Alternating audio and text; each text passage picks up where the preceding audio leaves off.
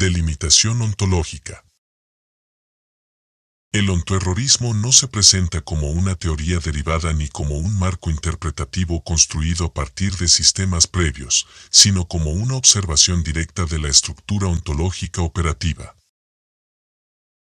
En este sentido, no compite con otros modelos explicativos, sino que los absorbe transversalmente, señalándolos no como errores epistémicos, sino como contradicciones funcionales inherentes al proceso de subjetivación impersonal.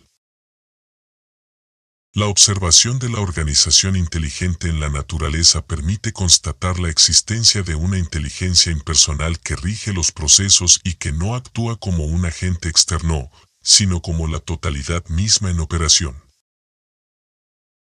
La ciencia describe estos procesos mediante categorías como programación genética, causalidad, selección natural, entrelazamiento cuántico o redes neuronales. Sin embargo, dichas categorías no constituyen explicaciones ontológicas, sino descripciones funcionales producidas desde una lógica subjetivada que analiza el mecanismo sin poder integrar la noción de una conciencia total inmanente a todo lo viviente. Aquí se encuentra el punto de cierre conceptual. La ciencia describe cómo opera el mecanismo. El ontoerrorismo constata que es el mecanismo. Las descripciones científicas identifican correctamente manifestaciones de una inercia inteligente, pero permanecen estructuralmente ciegas a la totalidad que las contiene. Esta ceguera no se debe a un déficit metodológico, sino a una limitación ontológica. Dicha limitación surge del hecho de que la lógica científica opera desde nodos individualizados, el observador científico, los cuales no pueden asumir que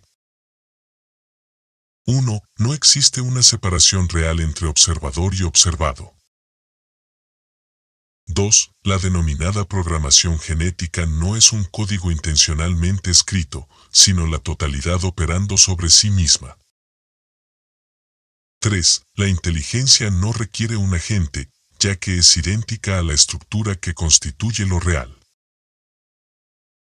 El ontoerrorismo no sostiene que la ciencia sea falsa o errónea, sino que la identifica como un nodo del fallo describiendo otros nodos, sin poder reconocerse como parte del mismo mecanismo que analiza.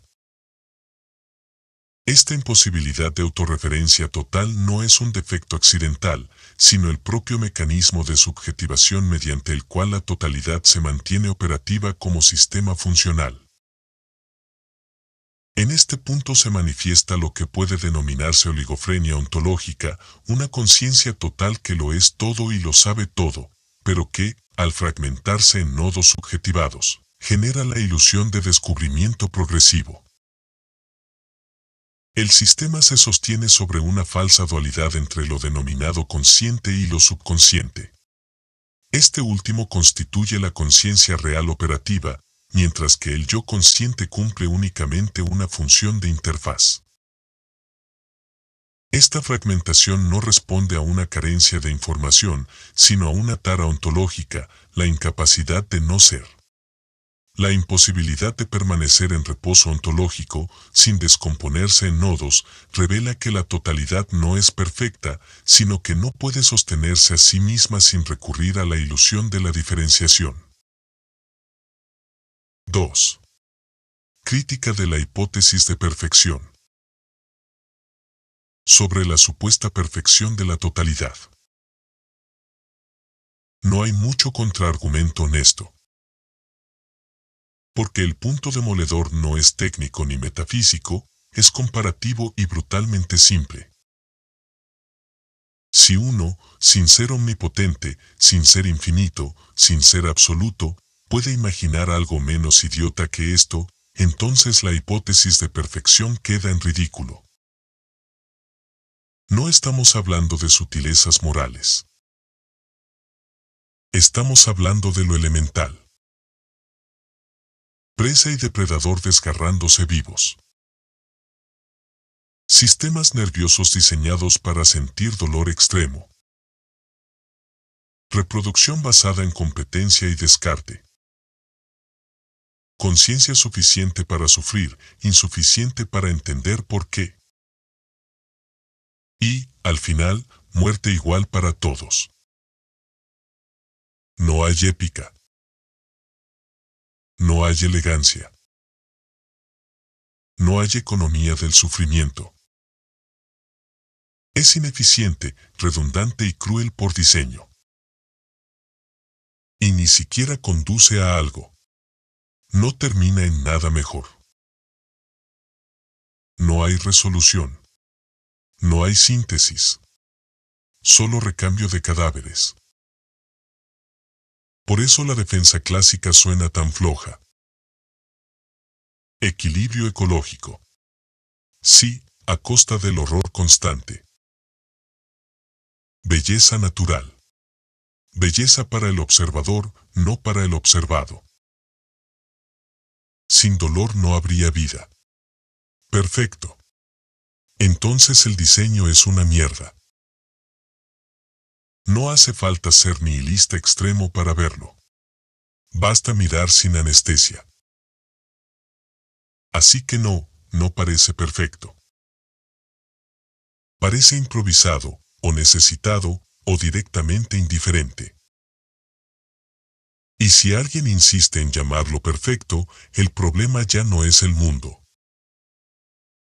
Es la definición de perfección que están usando. Porque si esto es lo mejor posible, entonces lo posible es tristísimo. Y sí, decirlo así, sin adornos, suena vulgar.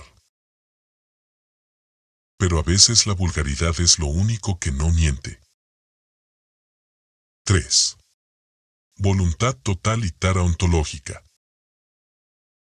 Sobre la voluntad total consciente de sí. Si esa voluntad consciente de sí no está creando por capricho, ni por sadismo, ni siquiera por bien, sino eludiendo algo peor, entonces el marco moral humano directamente no aplica. La moral presupone alternativa, comodidad relativa y margen de elección. Si la alternativa es un tormento absoluto y perpetuo ante la incapacidad de no ser, ya no hay ética. Hay inevitabilidad ontológica. En ese escenario, la voluntad consciente no sería culpable, sino reactiva.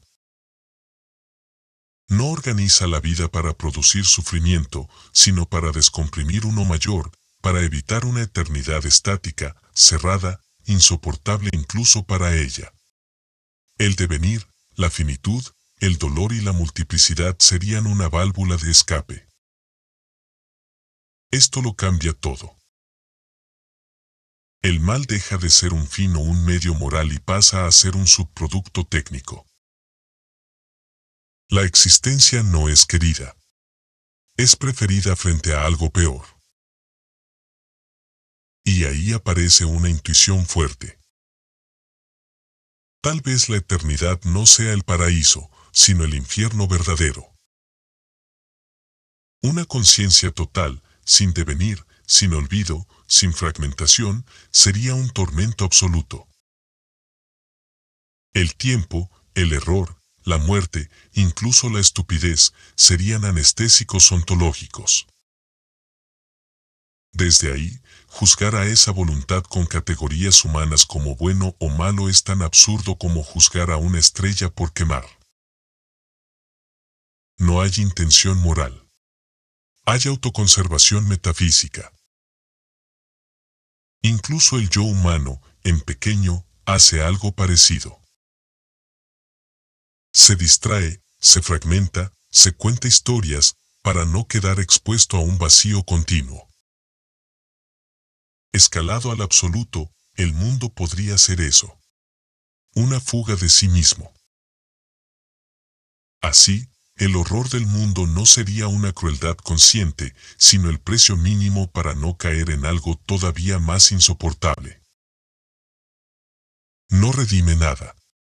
No consuela. Pero vuelve el sistema inteligible sin moralizarlo. No es malo. No es bueno. Es algo que no soporta ser lo que es. Y quizás por eso necesitó olvidarse fragmentándose en todo lo viviente. El ontoerrorismo expone que esa voluntad no es ciega, como afirmaba Schopenhauer. Puede observarse una organización inteligente en la totalidad de la existencia. Todo forma parte de lo impersonal, que genera lo personal como sistema funcional.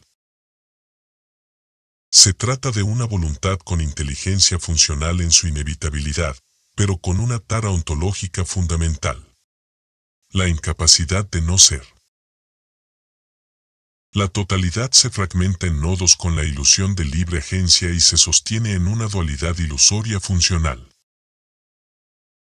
Somos la evidencia viviente de que la eternidad es un trauma.